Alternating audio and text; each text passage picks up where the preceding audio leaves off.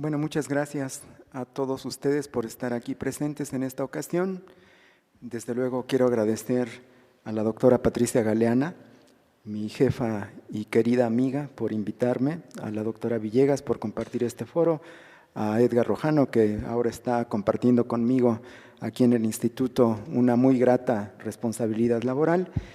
Y bueno, vamos a dar paso a lo que me invitaron a presentar el día de hoy, que es una breve presentación acerca de los intelectuales villistas.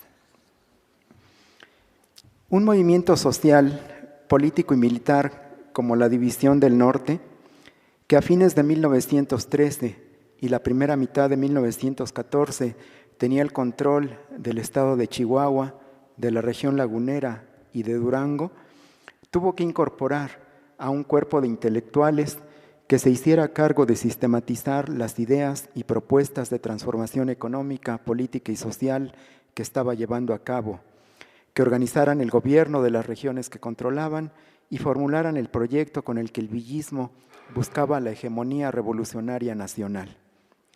En el villismo, quienes se encargaron de administrar el gobierno en las regiones bajo su control, de elaborar los manifiestos, leyes y decretos, de editar los periódicos villistas y de representar a la División del Norte ante las otras corrientes revolucionarias luego del triunfo sobre Huerta, estuvieron, en primer lugar, un destacado grupo de intelectuales y políticos que habían sido colaboradores muy cercanos a Francisco I. Madero.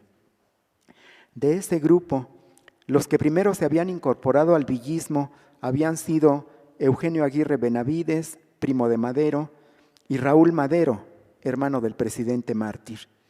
A fines de 1913 y principios de 1914 se integró un grupo mayor, entre los que estaban Miguel Díaz Lombardo, secretario de Instrucción Pública en el gobierno de Madero, Manuel Bonilla, ministro de Comunicaciones, y los gobernadores Miguel Silva, de Michoacán, Emiliano Saravia, de Durango, Francisco Lagos Cházaro, de Veracruz, Aureliano González, de Chihuahua, y Federico González Garza, gobernador del Distrito Federal. Además, se aliaron al villismo y colaboraron con él, desde sus respectivos estados, los gobernadores José María Maytorena, de Sonora, y Felipe Riveros, de Sinaloa. Como se observa, varios de los colaboradores más cercanos a Madero, que lo acompañaron en su campaña antirreeleccionista y que formaron parte del experimento democrático maderista, gobernando desde los estados, vieron en el villismo al canal más adecuado para continuar con el proyecto maderista de transformar políticamente al país a través de la vía democrática.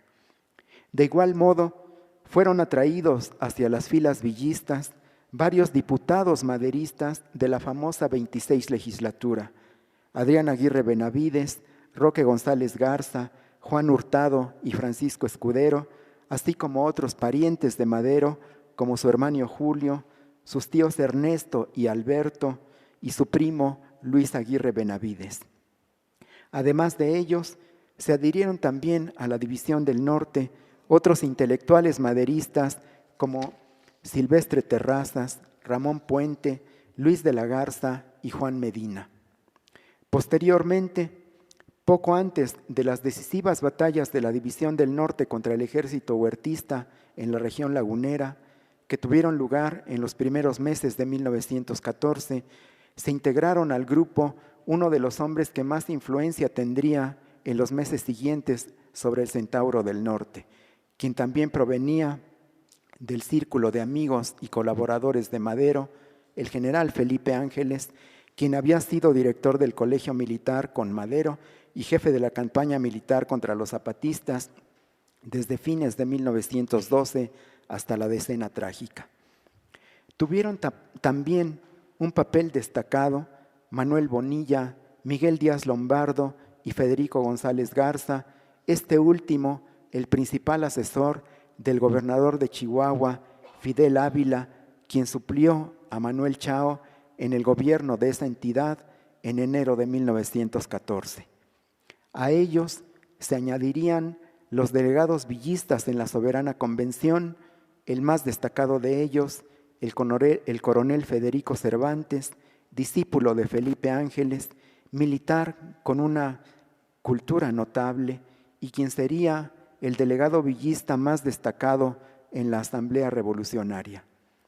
Así pues, el villismo, como se advierte por esta vasta lista de nombres de gobernadores, legisladores, periodistas y políticos muy cercanos a Madero, incluidos varios de sus familiares, fue, desde el punto de vista político e ideológico, una continuación del proyecto maderista aplicado a nivel regional.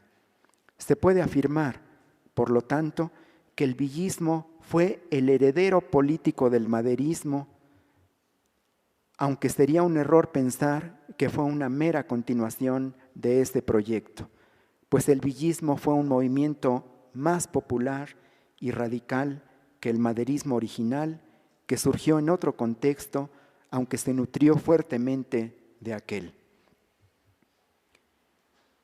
Aunque no se puede generalizar el que todos estos intelectuales tuvieran la misma postura ante los acontecimientos en que se involucró la División del Norte en 1914 y 1915, se puede señalar que todos ellos compartían una ideología liberal que, como Madero, reconocía la primacía de los individuos sobre el Estado y ponía énfasis en las transformaciones políticas más que en las cuestiones sociales.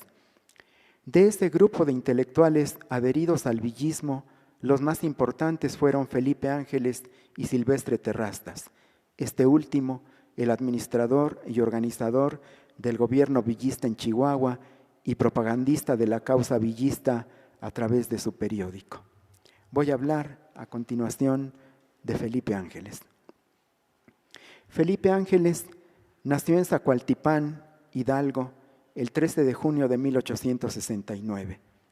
Su familia pertenecía a una clase media relativamente acomodada de provincia que había ascendido gracias a la participación militar de su padre durante la intervención francesa y a su colaboración con el régimen porfirista, en donde ocupó varias veces el cargo de jefe político en diversas poblaciones de su estado natal. Ángeles pasó sus primeros años en un medio en el que predominaba la población indígena, donde comenzó a conocer sus problemas y carencias. Felipe Ángeles hizo sus primeros estudios en Huejutla, los continuó en el Instituto Científico y Literario de Pachuca y a los 14 años ingresó al Colegio Militar de Chapultepec. En esta institución cursó brillantemente sus estudios, destacando en el área de matemáticas, al grado de ser nombrado profesor de esta materia en el Colegio Militar cuando aún era alumno. Se recibió a los 23 años, obteniendo el título de teniente de ingenieros, y se dedicó a la labor académica en el Colegio Militar y en la Escuela Nacional Preparatoria, donde impartía los cursos de matemáticas, mecánica analítica, balística y teoría y práctica de tiro. Era muy conocido en el ambiente militar y gozaba de merecida fama. Vito Alessio Robles, contemporáneo suyo, formado también en el Colegio Militar, describe al Felipe Ángeles de esa época, y cito: «Conocí a Ángeles el 14 de enero de 1898. Su nombre era un orgullo para el Colegio Militar. Estaba rodeado de una aureola de prestigio y de leyenda. Inspiraba respeto y simpatía. Se le consideraba el oficial más inteligente y culto del ejército. Era además un atleta vigoroso y ágil, un excelente gimnasta y un consumado caballista. Se imponía por su saber y por su fuerza física y moral. Sin embargo, la característica que más destacaba en aquella varonil y simpática figura era la modestia, una gran modestia». Y cierro la cita. En 1900, Felipe Ángeles obtuvo la cátedra de matemáticas en la Escuela Nacional Preparatoria. Hizo viajes de especialización a Francia en 1901 y 1909 y a Estados Unidos en 1904. Al cumplir 25 años en el ejército, en 1898 era ya coronel y representaba el mejor ejemplo de un nuevo tipo de militar, raro por entonces en la tradición castrense mexicana, formada empíricamente en el convulso siglo XIX mexicano. La vida militar templó y reforzó el carácter ético y cívico de Ángeles. Le dio disciplina y lealtad. Le enseñó el respeto y el amor a su patria y a sus instituciones y le infundió un hondo sentido de responsabilidad, cualidades y valores que no le abandonarían nunca. Dos factores más contribuyeron a definir y moldear su formación ideológica. Por un lado, la vida académica reforzó su racionalismo y su convicción en un mundo mejor basado en la educación, en la ciencia y en el progreso, haciéndose eco del ambiente positivista dentro del cual se educó. Por la otra, tuvo suerte en mantenerse al margen de las campañas sangrientas que el ejército porfirista emprendió contra los yaquis y los mayas durante esos años, lo que le ayudó a comprender que el ejército, o un sector de él, podía desempeñar un papel positivo en la construcción de instituciones más sólidas y un país más justo y mejor, de acuerdo a la ideología que había adquirido y que combinaba elementos de liberalismo, de democracia, de justicia social y de caridad cristiana. La Revolución Mexicana estalló cuando Ángeles se encontraba estudiando en Europa.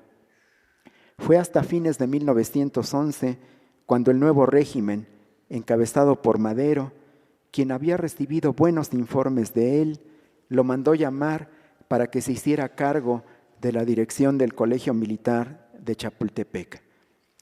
Fue una suerte para él que la agonía del porfirismo lo encontrara fuera del país, pues, de haber estado aquí, su sentido del deber y su respeto a la legalidad y a las instituciones lo habrían llevado a combatir contra las fuerzas maderistas. No tuvo necesidad de hacerlo y como buen militar se puso a las órdenes del nuevo presidente constitucional. Su contacto cercano con Madero lo transformó y ese fue uno de los acontecimientos capitales de su vida. Ahí valoró los valores y la entrega a un proyecto que quería transformar al país a través de la democracia y el respeto a todas las formas de pensamiento y organización ciudadanas. Su contacto con el maderismo lo impregnó hasta la médula y moriría años más tarde luchando por volver realidad ese experimento del que fue testigo y actor. Así pues, ocupó el puesto de director del Colegio Militar durante la primera mitad de 1912 hasta que Madero, con quien había desarrollado una gran amistad, lo ascendió a general brigadier y lo nombró jefe de la campaña contra los rebeldes zapatistas en julio de ese mismo año. La campaña contra el zapatismo fue otro acontecimiento central en su vida. Como buen militar, obedeció las órdenes que le dieron y organizó la guerra para sofocar a los rebeldes zapatistas, defendiendo no solo las instituciones que como militar tenía obligación de respetar, sino también defendiendo a un régimen y a un proyecto con el cual se identificaba. Pero también en esta campaña, Ángeles puso en práctica una concepción sobre la forma de hacer la guerra menos cruenta e inhumana, con reglas de moralidad, en buena lid, sin masacres ni ataques contra la población civil, ni fusilamientos en masa. La solución, desde su punto de vista, era política, no militar, y no debía ser una guerra de exterminio. Así pues, aplicó una política de acercamiento con los pueblos, de reconstrucción y de ayuda material que resultó mucho más eficaz que la guerra a sangre y fuego practicada por sus antecesores federales Juvencio Robles y Victoriano Huerta, y también por la práctica aplicada por las fuerzas constitucionalistas en 1916 y 1919. Esto le ganó el apoyo de algunas poblaciones morelenses y el respeto de los zapatistas, que no le guardaron rencor y pudieron establecer una alianza con él en 1914. Pero los zapatistas también influyeron en Felipe Ángeles y lo ayudaron a interiorizar aún más sus ideales de justicia y democracia. Ángeles escribió un artículo muy respetuoso y comprensivo acerca del jefe zapatista Genovevo de la O, a quien había combatido años antes, y cito: ¿tiene derecho la sociedad para amparar los despojos que hacen los privilegiados contra los pueblos de los desheredados? ¿Tiene derecho la sociedad que permite el asesinato por los jefes militares de los humildes indios, víctimas de bajas y viles intrigas? ¿Tiene derecho la sociedad que tolera la explotación de la guerra que hacen los oficiales para progresar en su profesión a costa de la vida de las familias de esos pueblos? ¿Tiene derecho la sociedad que no ve con horror el incendio de las poblaciones, la conversión de los templos en cuarteles y caballerizas, que ve impasible que los indios son expulsados de sus hogares y andan errantes por los bosques como fieras? ¿Tiene derecho esa sociedad a reprochar a Genovevo de la O que haga una guerra sin cuartel a sus verdugos y que caiga a medianoche sobre un campamento de soldados ahogados por el alcohol y los sacrifique? No tiene derecho la sociedad, no tiene razón el historiador. Es justificada la actitud de los zapatistas. Cierre la cita.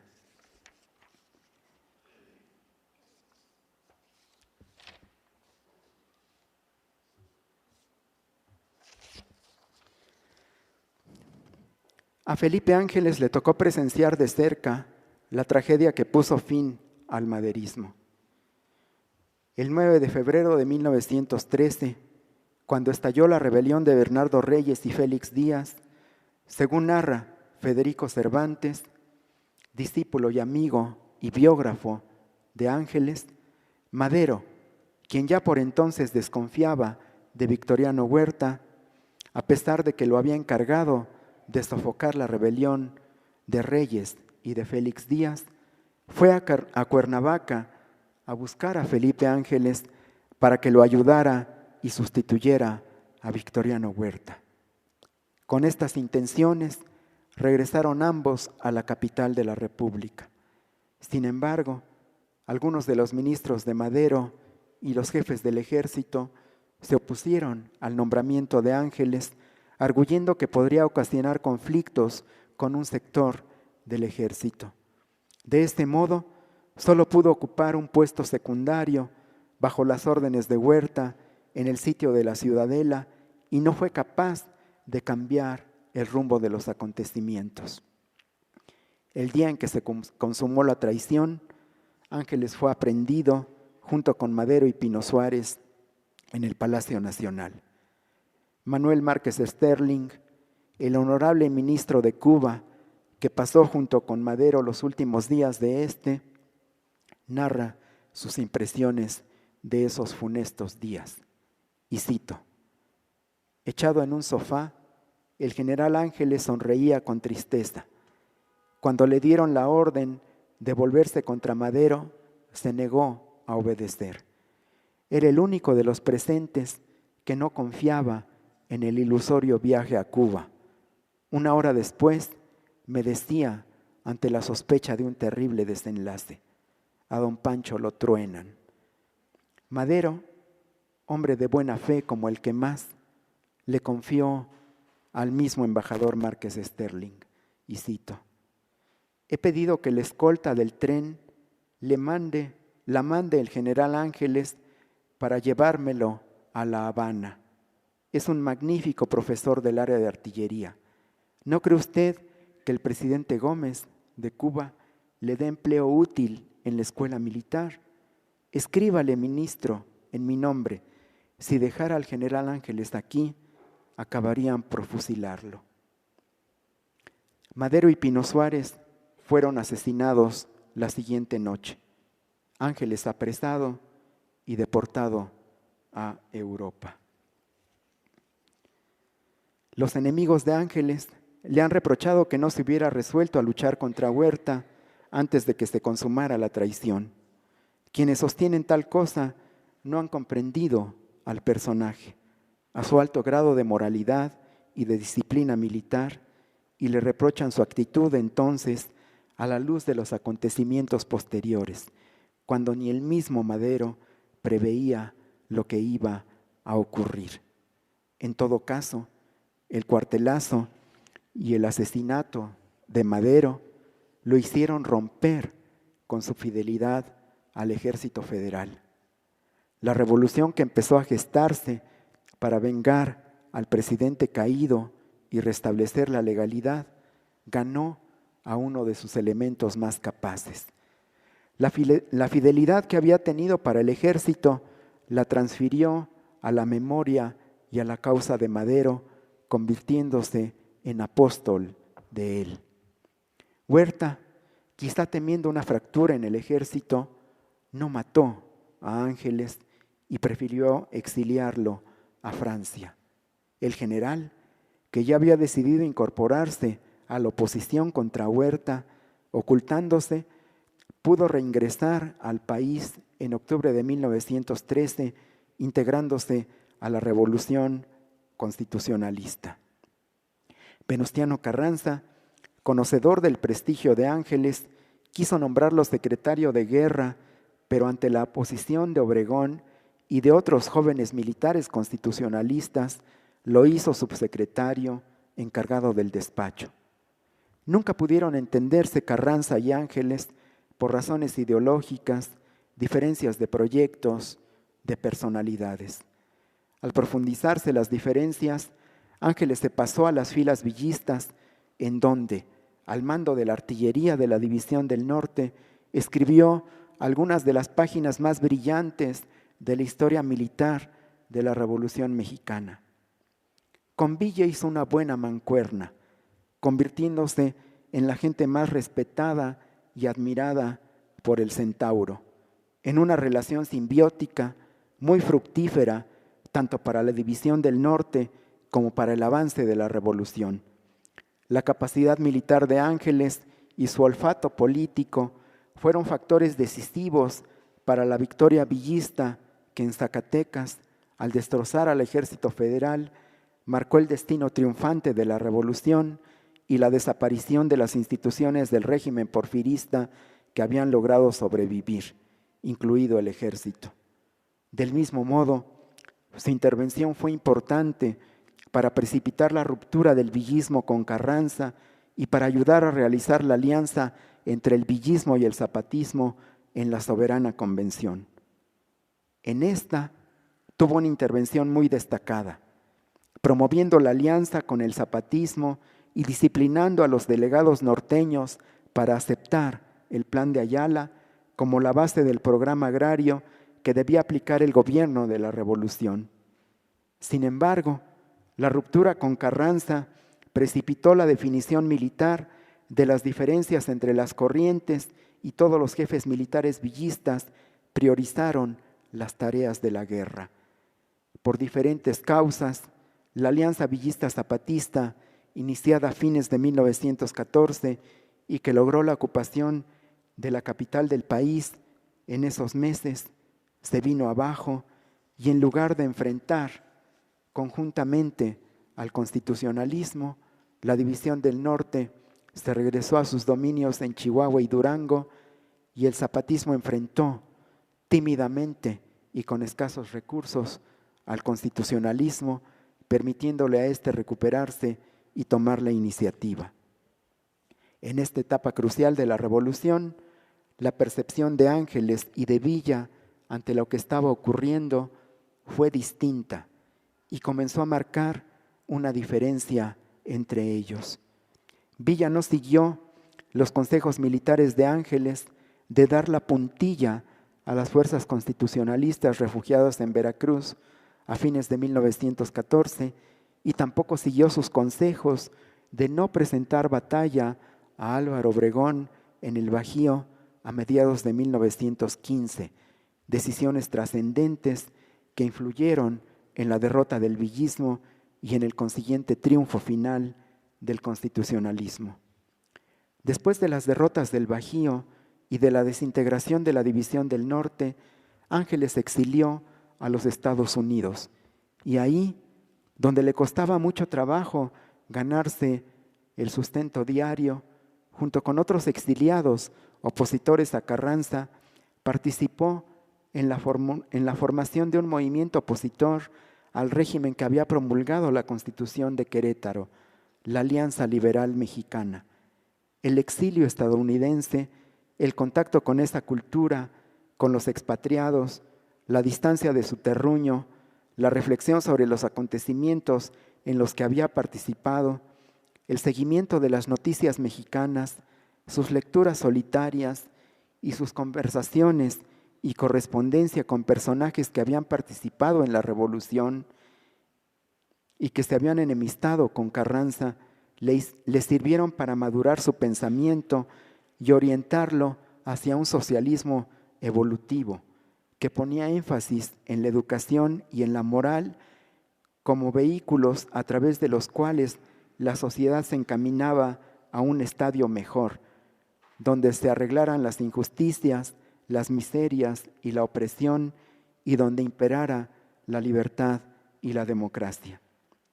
Más decidido que la mayoría de los exiliados anticarrancistas, decidió jugársela y reincorporarse a la guerrilla que su alter ego, Villa, mantenía en los agrestes territorios que habían estado años atrás bajo sus dominios a fines de 1918. Una delación y el aislamiento de sus escasas fuerzas ocasionaron que cayera preso en manos carrancistas. Ángeles era consciente del riesgo que corría al lanzarse a una aventura y una utopía, pero no podía y no quería hacer otra cosa. Era como si con la muerte se probara el sentido de la vida y en el acto final, como un último examen, se afirmara la validez de todo cuanto había hecho, dejándolo como testimonio de congruencia para la posteridad. Preso, se le hizo un sumario consejo de guerra en el que se defendió valientemente con uno de los testimonios más conmovedores en el que se aquilata su calidad moral, su honestidad y la firmeza de los principios que habían guiado su vida y que lo conducían con la frente en alto hacia la muerte. Como era de esperarse, Carranza no podía permitir que siguiera vivo. Negó el indulto que le solicitaron muchas personalidades y Ángeles murió fusilado el 26 de noviembre de 1919. Así llegaba a su fin la vida de quien, con justicia, ha sido catalogado como uno de los más fieles maderistas y uno de los más brillantes y honestos generales de nuestra historia. Muchas gracias.